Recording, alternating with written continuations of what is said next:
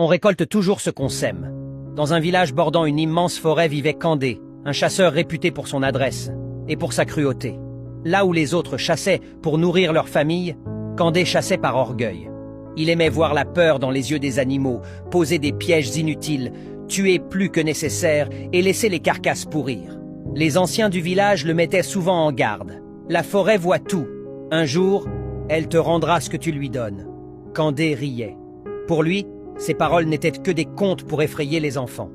Un matin, il décida de s'enfoncer plus loin que jamais dans la forêt, là où même les chasseurs expérimentés n'osaient pas aller. Il voulait prouver qu'il n'avait peur de rien. En chemin, il tua un vieux buffle blessé qui ne représentait aucun danger, puis écrasa un nid d'oiseaux sous ses pieds, simplement parce qu'il en avait envie.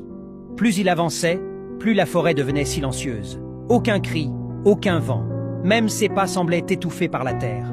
Soudain, Candé tomba dans l'un de ses propres pièges, un trou profond qu'il avait creusé des semaines plus tôt pour capturer des animaux.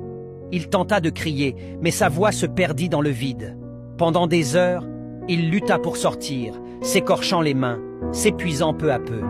La nuit tomba, affamé, blessé. Il comprit alors que personne ne viendrait le chercher. Ceux qui l'avaient blessé, la forêt, les animaux, même les hommes, n'avaient aucune raison de le sauver. Au lever du soleil, les hyènes approchèrent, attirées par l'odeur du sang. Coincé dans son propre piège, Candé ressentit pour la première fois la peur qu'il avait semée toute sa vie.